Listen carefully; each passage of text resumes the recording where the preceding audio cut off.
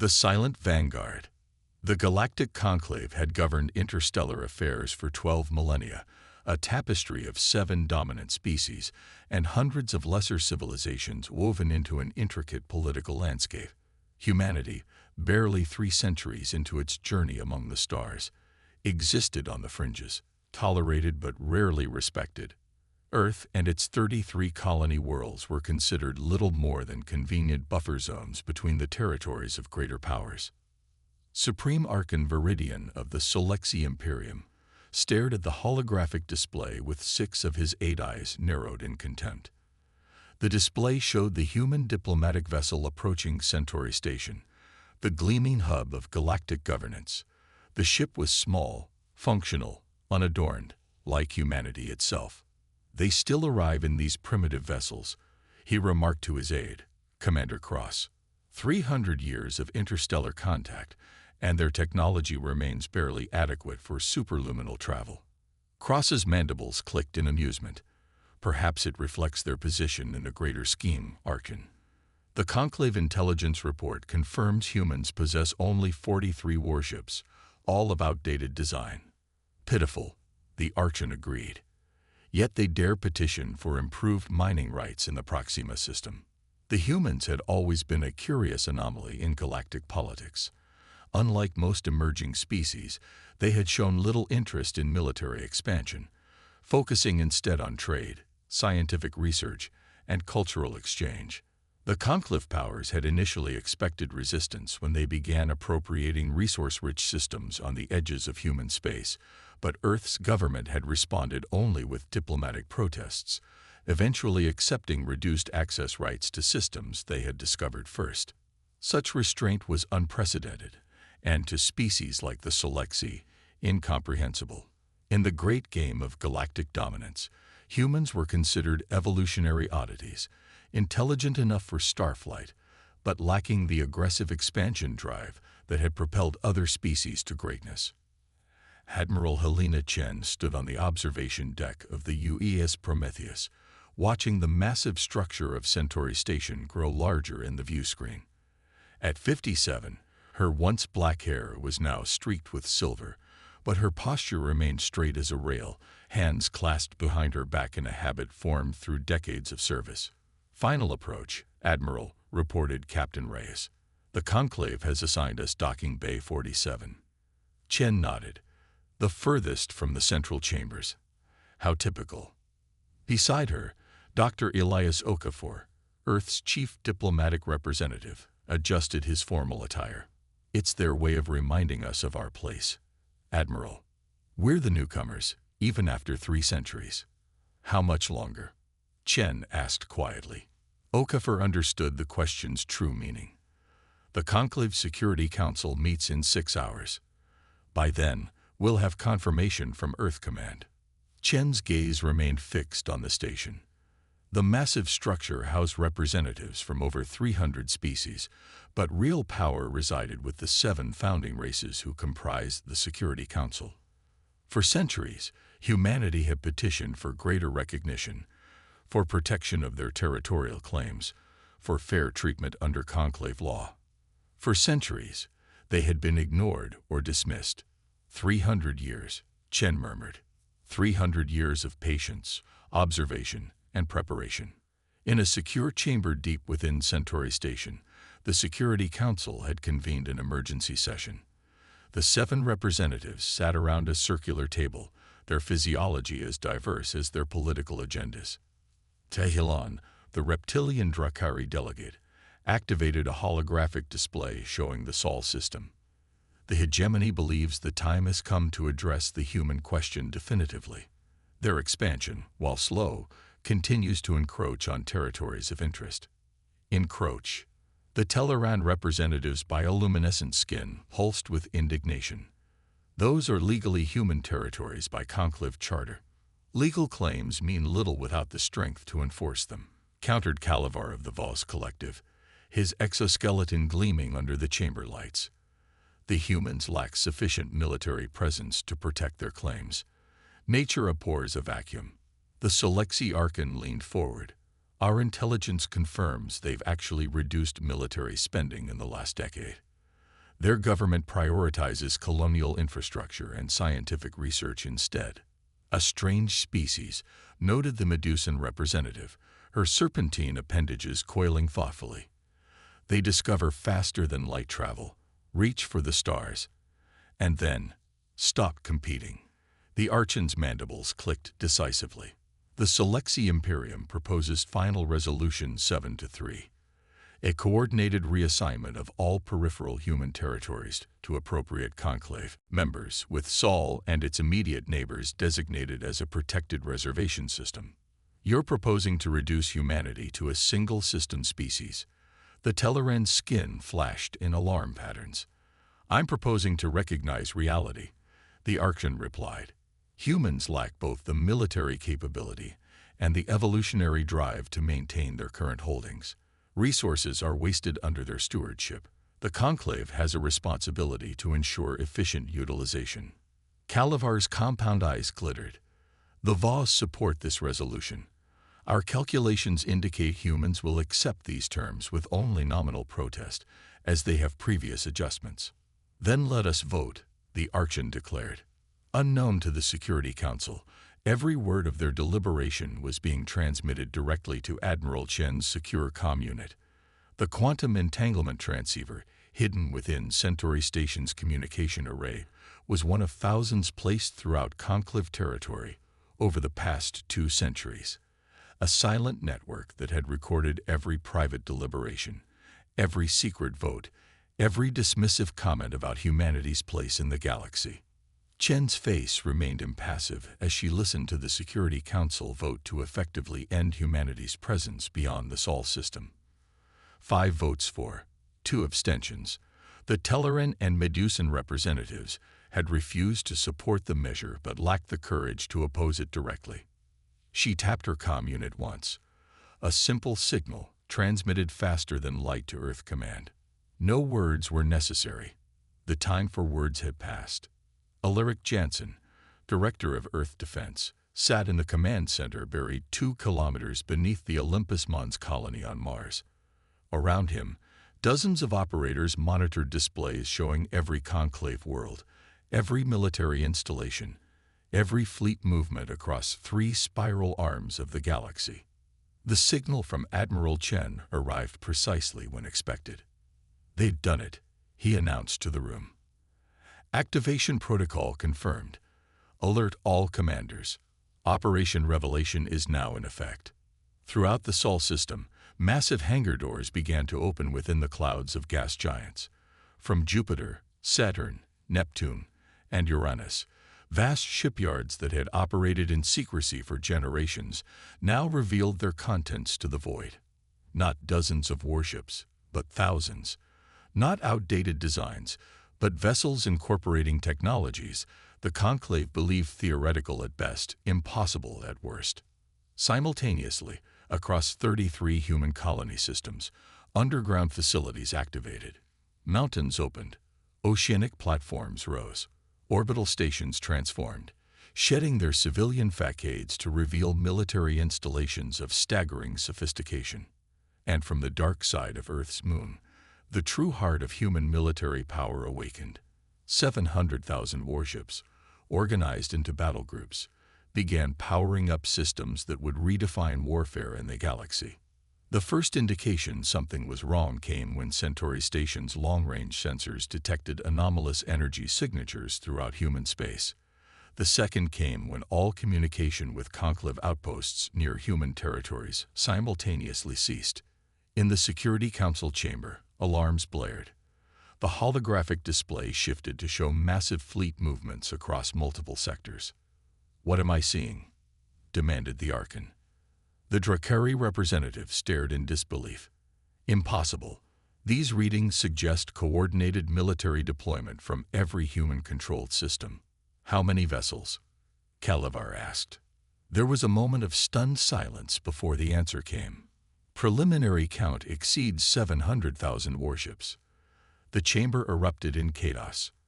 Accusations of faulty sensors, of data manipulation, of misinterpretation. The Archon silenced them with a thunderous slam of his appendage. "Verify," he commanded. The The verification took precisely 9 minutes. In that time, human fleets had already secured every strategic position within 50 light-years of Earth. Conclave monitoring stations reported human vessels of unprecedented size and configuration.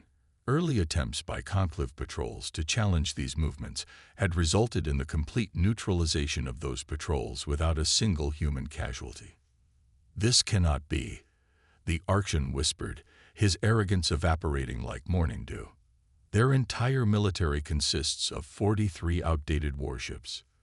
The chamber doors slid open. Admiral Helena Chen walked in, flanked not by diplomatic staff, but by 6 human officers in previously unseen military uniforms. The Conclave's security personnel made no move to stop them. They were already standing down, their weapons deactivated by technology they had never encountered before. "Correction, Archon Viridian," Chen said calmly. "That was what we wanted you to believe. Reality is somewhat different." The Admiral approached the central display and placed a small device on the table. It projected a real-time strategic map showing the current position of every human warship throughout Conclave space. The Security Council members stared in horrified fascination at the methodical, precise deployment that had occurred in less than 10 minutes. "For 3 centuries, Chen continued, humanity has extended its hand in peace. For 3 centuries, you have mistaken restraint for weakness, patience for cowardice, observation for ignorance." She gestured to the display, where human fleets had established control over every major Conclave transportation route, every strategic resource, every military command center, all without firing a shot. Today, that misunderstanding ends. 700,000 warships now stand ready throughout Conclave space. We do not seek your destruction. We seek acknowledgement of a single truth. Humanity will no longer be subordinated. The Teleran representative's skin had paled to a ghostly white. How could you hide such military expansion?" "Our surveillance networks. We built our fleets inside our gas giants," Chen explained. "Perfect camouflage for energy signatures, with abundant resources for construction. We've been manufacturing within the atmospheric layers for decades, completely shielded from your sensors." She turned to the Archon, whose mandibles now trembled slightly. "You believed us primitive because we arrived in simple ships. You thought us weak because we did not boast of our strength. You imagined us conquered because we did not yet choose to fight." On view screens throughout the station, the message was being broadcast to every Conclave world. Human warships in perfect formation, silent sentinels above 1,000 alien capitals. Not attacking, not threatening, simply present, undeniable. "The resolution you just passed," Chen said quietly, "it's hereby rejected. Humanity proposes an alternative arrangement." And with that, the galaxy held its breath, suddenly aware that everything had changed in the span of a single hour. The calculated response. The Centauri Station observation deck had never been so silent. Representatives from hundreds of species stood transfixed before the panoramic viewports, watching as human vessels moved with impossible precision into defensive formations around the station. These weren't the utilitarian transport ships the Conclave had grown accustomed to seeing from Earth. These were warships of elegant predatory design, their hulls gleaming with a material that seemed to absorb rather than reflect light. Ambassador Thorin of the Medusan world slithered toward Admiral Chen, his species' natural caution temporarily overcome by diplomatic necessity. "Admiral," he began, voice modulated to project calm he clearly didn't feel. "Surely there is room for negotiation." The Security Council's vote was preliminary, not binding without General Assembly approval. Chen turned from the viewport, her expression neutral. "For 3 centuries, we have negotiated, Ambassador. We have watched your Conclave seize our discoveries, restrict our expansion, and dismiss our grievances. Each time, we were told to be patient, to respect the wisdom of older civilizations. Each time, we complied." She gestured toward the fleet. "Our patience was not without purpose. While you believed us occupied with acceptance, we were learning. observing, preparing. Across the room, Arch and Viridian's mandibles clicked rapidly, a sign of extreme agitation in Solexi physiology. You deceived the Conclave deliberately. You presented falsified military assessments. We presented exactly what you expected to see, Chen corrected. Your own prejudices did the rest. You believed a species that didn't immediately challenge you must be incapable of doing so. That was your error, not our deception. Throughout conclave space, the human revelation unfolded with algorithmic precision. Strategically vital systems awoke to find human battle groups in orbit, not bombarding civilian centers or attacking infrastructure, but neutralizing military capabilities with surgical strikes. On Drakari Prime, home to the Conclave's largest shipyard complex, planetary defense systems went offline simultaneously. Minutes later, the installation's commanding officer received a transmission from the human fleet commander. Your weapons are temporarily disabled. Your personnel will remain unharmed if they stand down. Resistance serves no strategic purpose. Similar scenes played out across 17 major military facilities.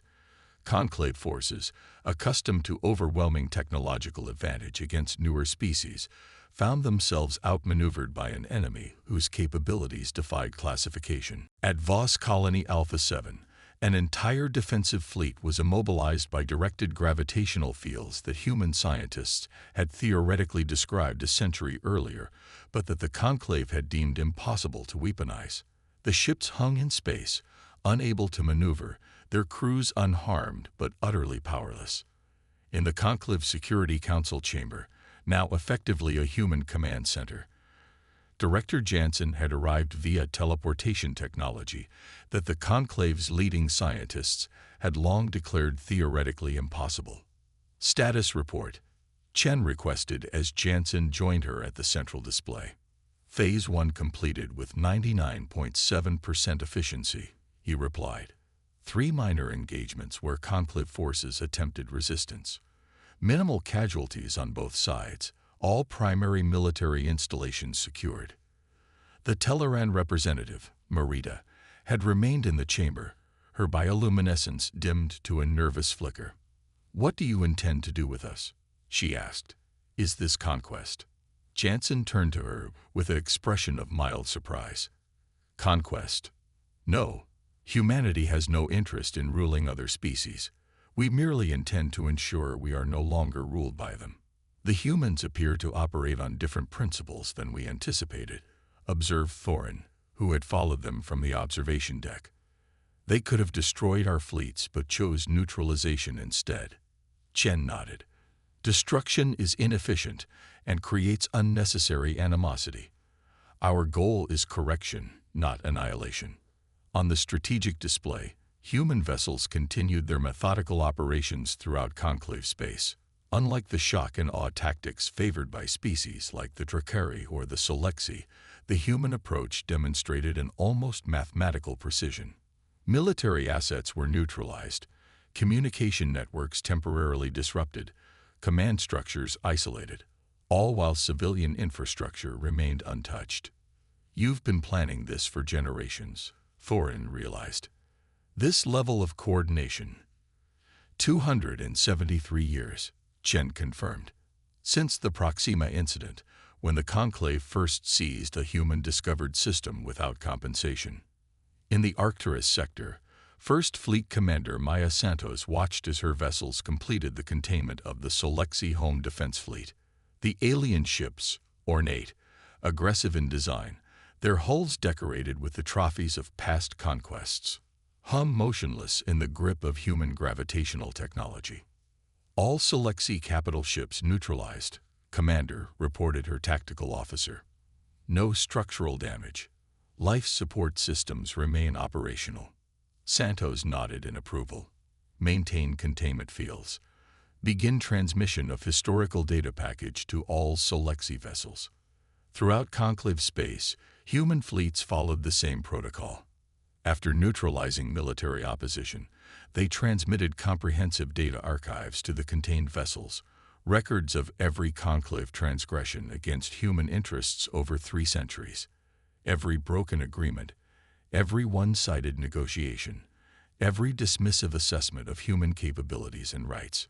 It was not propaganda or justification, simply a methodical presentation of facts, many recorded from the Conclave's own secure archives, through humanity's clandestine monitoring network. On the Drakari homeworld, Supreme General Vexar watched the transmitted archives with growing unease. The reptilian commander had personally overseen operations to secure resources in human-claimed territories, always confident in the Conclave's military superiority. "How long have they been watching us?" he asked his staff. None could answer.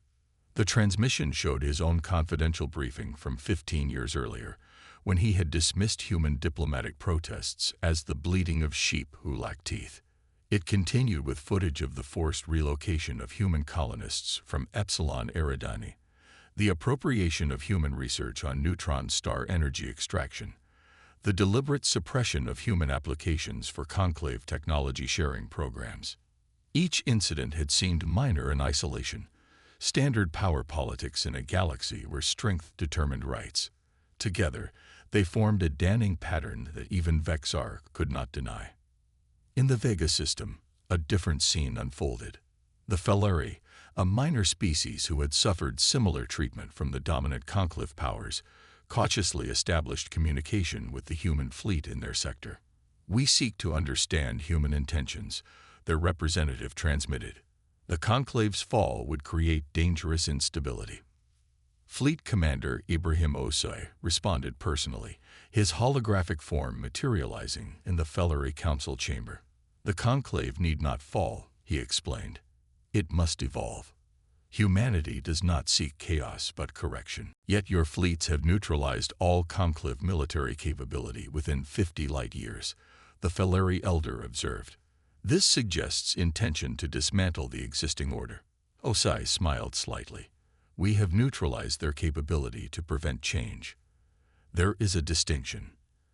And what change does humanity seek?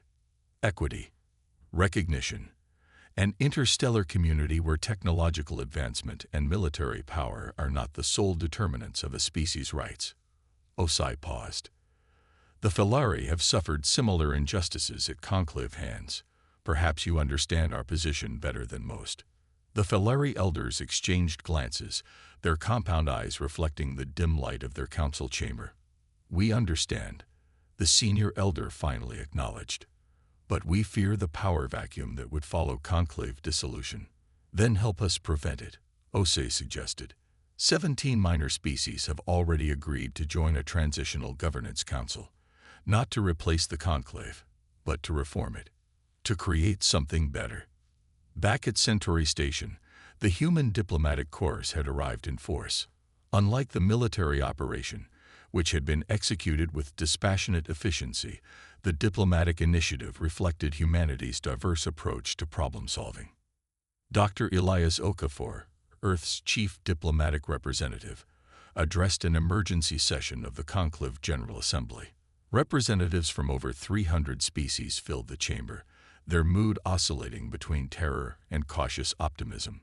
"For too long, the galaxy has operated on principles of domination rather than cooperation," Okafor stated.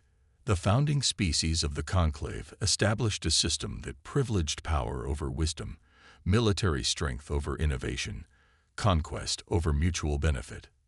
He activated a holographic display showing the current deployment of human forces. "Humanity could have chosen destruction. Instead, we choose reconstruction. Not a human empire, but a true interstellar community where the rights of all sentient species are respected." From the back of the chamber, the Vaz representative's mechanical voice cut through the murmurs. "Pretty words to disguise conquest. You arrive with overwhelming military force and speak of peace." Okafor nodded in acknowledgement of the criticism. "We arrived with the only language the Conclave has respected for 12 millennia. Now we offer a different dialogue." The display shifted to show a new organizational structure, a galactic governance model based not on military dominance, but on collaborative contribution. Scientific advancement, cultural preservation, ecological stewardship, and diplomatic resolution held equal weight with security concerns. The human proposal recognizes that true civilization cannot be built on fear alone.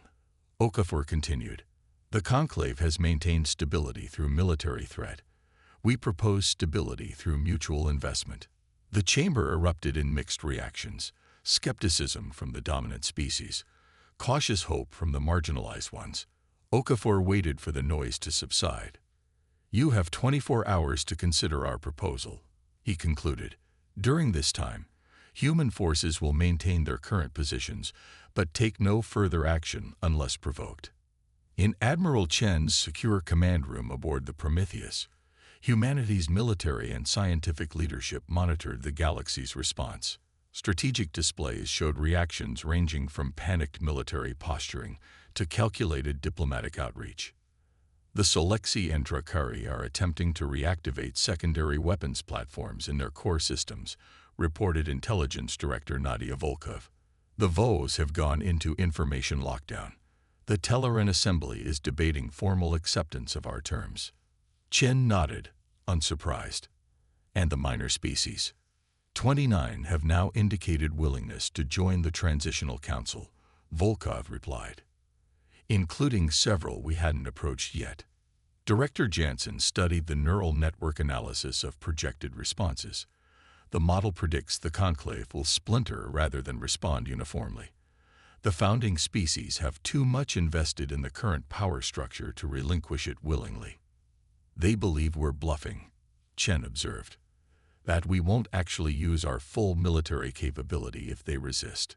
"A reasonable assumption," Jansen acknowledged. "Humanity has never demonstrated willingness to inflict mass casualties, even when provoked. Our restraint is being interpreted as hesitation." Chen's expression hardened slightly. "Then we require a demonstration. Select a target. Military only, zero civilian impact, maximum visibility." 12 hours into the ultimatum period, humanity delivered its demonstration. The Drakari Military Academy on Venser II, empty of personnel due to a scheduled training exercise, vanished in a controlled singularity event that left a perfectly hemispherical crater where the massive fortress had stood. The energy readings from the weapon system broke every known parameter in conclave military science. The precision of the strike, affecting only the academy while leaving surrounding civilian structures untouched, demonstrated a level of targeting capability that rendered traditional planetary defenses obsolete. Simultaneously, human vessels throughout conclave space activated previously dormant systems. Energy signatures that defied conventional analysis radiated from the fleet, detectable by every scientific instrument across 3 spiral arms. The message was clear. Humanity had revealed only a fraction of its true capabilities. 6 hours later, 17 of the conclave's most influential species requested to join the Transitional Council. The Galactic Order was rewriting itself, not through conquest, but through the realization that a new power had entered the equation, one that operated by different rules than any before it. A new galactic order.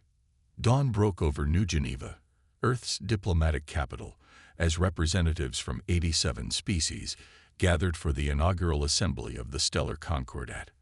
The meeting hall, constructed specifically for this historic occasion, blended architectural elements from dozens of worlds, a physical manifestation of the new interstellar philosophy humanity had proposed.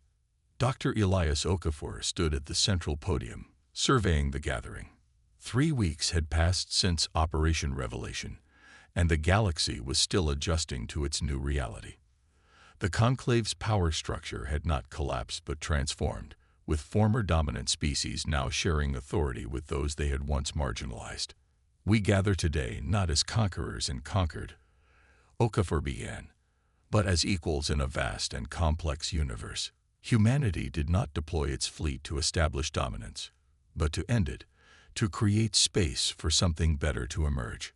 In the front row, Archon Viridian of the Solexi sat rigidly, his pride visibly wounded but his pragmatism intact.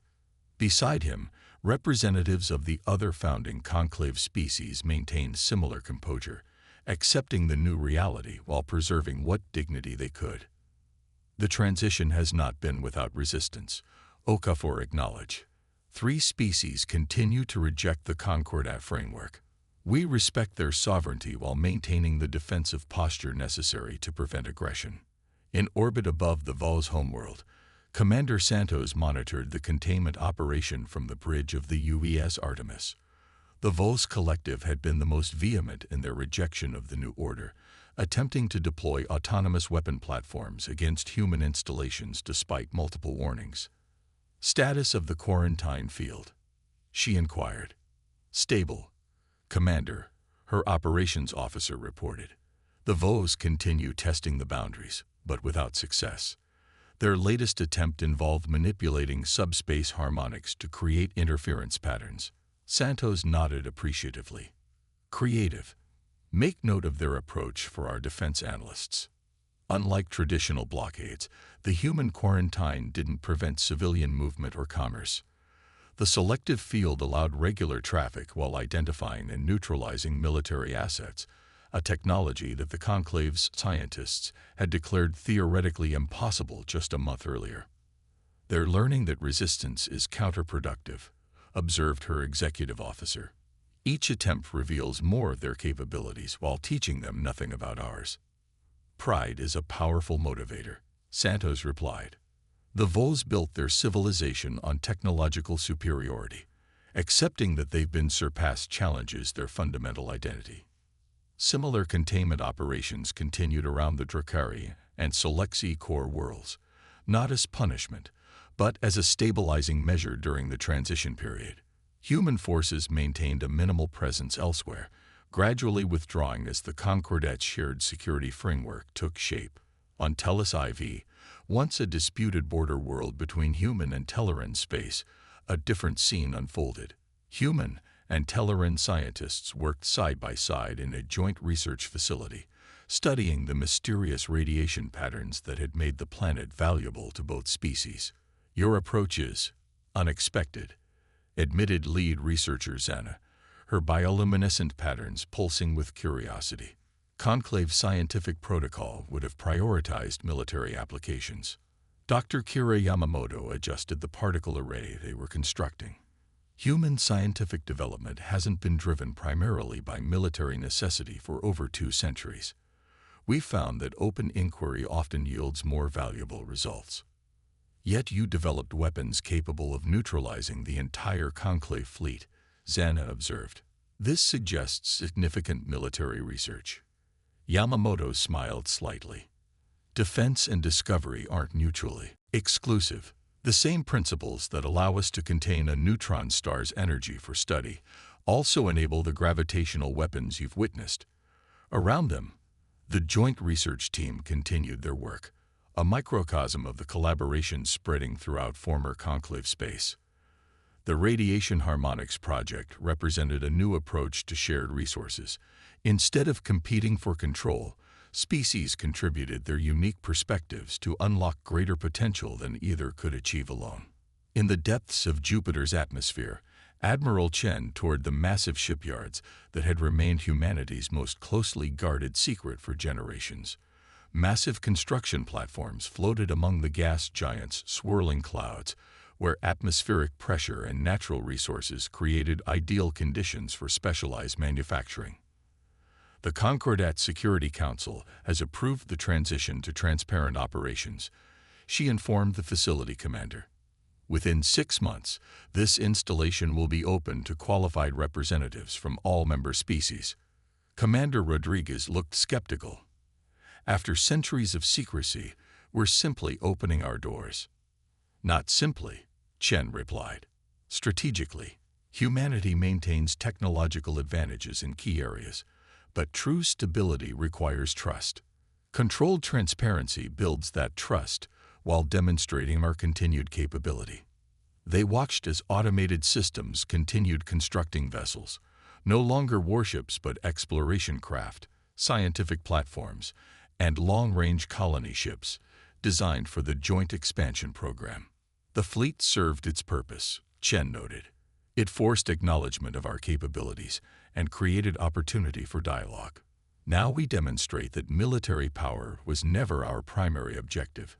The Medusan representative, Thorin, slithered through the botanical gardens of New Geneva, deep in conversation with Director Jansen. "Your species continues to confound analysis," Thorin admitted. "You built the largest military force in known history, used it to neutralize all opposition, and then immediately began reducing its size." Jansen smiled. "The fleet was a means, not an end. Maintaining it at full capacity would drain resources better used elsewhere. Most species would maintain overwhelming military advantage once achieved," Thorin observed. "It is pragmatic, perhaps, but pragmatism takes different forms depending on objectives. Our goal was never dominance, but equity." Jansen gestured toward the diplomatic complex visible beyond the gardens. "A balanced interstellar community serves humanity's interests better than enforced hegemony." Thorin's serpentine form coiled thoughtfully. "You know the Drakari and Solexi will rebuild their forces eventually. They may accept the Concordat framework now, but their evolutionary history predisposes them to seek dominance." "We're counting on it," Jansen replied, surprising the Medusan. "Competition drives innovation when properly channeled. The Concordat doesn't aim to eliminate natural tendencies, but to direct them toward constructive ends." In the Arcturus sector, the first joint human-alien military exercise demonstrated this philosophy in practice. Vessels from 23 species maneuvered through a complex simulation involving defense, rescue operations, and scientific research under crisis conditions. Fleet Commander Osi observed from the command deck of the UES Mandela, impressed by the rapid adaptation displayed by former adversaries. "The Telleran vessels have integrated our gravitational dampening principles remarkably quickly," he noted. "Their natural sensitivity to spatial distortion gives them advantages even our pilots don't have." "The Drakari remain focused on offensive capability," his tactical officer pointed out. "Their approach to the rescue scenario prioritized eliminating threats over evacuation efficiency." Osei nodded. "Expected but not concerning. Different evolutionary histories produce different instinctive responses. The purpose of these exercises is to complement our natural tendencies, not erase them." As the exercise concluded, the assembled fleet formed a precise geometric pattern, a demonstration of unity that would have been unimaginable a month earlier. The formation was transmitted across all Concordat worlds as a symbol of the new order taking shape. On Centauri Station, now redesignated as Concordat Central, the Governing Council convened for its weekly session. Unlike the former Conclave Security Council, this body included representatives from 30 species, with membership rotating to ensure diverse perspectives. The Vaz representative had finally joined, their initial resistance overcome by the realization that isolation from the new economic and scientific networks would be more damaging than participation.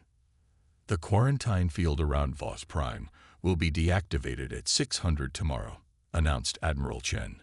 "All autonomous weapons platforms have been verified as decommissioned." The Vaz delegate's mechanical voice betrayed no emotion. "The collective acknowledges this accommodation and confirms its commitment to Concordat security protocols." Dr. Okafor nodded in acknowledgement. "The Technology Exchange Commission has approved the VOS application for participation in the Quantum Communications Project. Your expertise in subspace harmonics will be valuable to the joint research team." It was a calculated gesture, offering valued inclusion immediately after the VOS concession. Throughout the transition, human diplomatic strategy had balanced firmness with immediate tangible benefits for cooperation. 6 months after Operation Revelation, the galaxy had transformed in ways few could have predicted. The human fleet, once 700,000 strong, had reduced to a core defensive force of 50,000 vessels.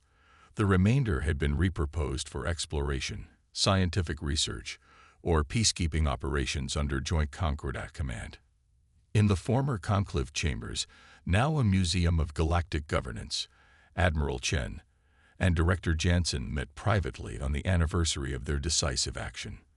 The Stellar Intelligence Division reports 94% compliance with Concordat frameworks, Jansen informed her. The remaining resistance is primarily cultural rather than military. Chen nodded, studying the memorial wall that documented species who had disappeared from the galaxy through conquest or extinction before humanity's emergence. And the founder species. Adapting at varying rates, the Tellarans have embraced the new order enthusiastically. The Solexi and Drakari maintain their traditional posture but operate within established parameters. Jansen smiled slightly. Their military reconstruction programs proceed exactly as anticipated, within the technological boundaries we established, Chen noted. Sufficient for defense, but lacking the capabilities that enabled conquest. They stood in comfortable silence, contemplating the transformation they had engineered, not the destruction of galactic civilization, but its evolution, from a hierarchy based on military dominance to a network based on mutual benefit. Was it worth the risk? Jansen asked quietly. 3 centuries of patience, of allowing transgressions to continue while we prepared. Chen's expression remained serene. Ask the colonies that would have been seized under Resolution 7-3. Ask the species who now have voices in decisions that affect their worlds.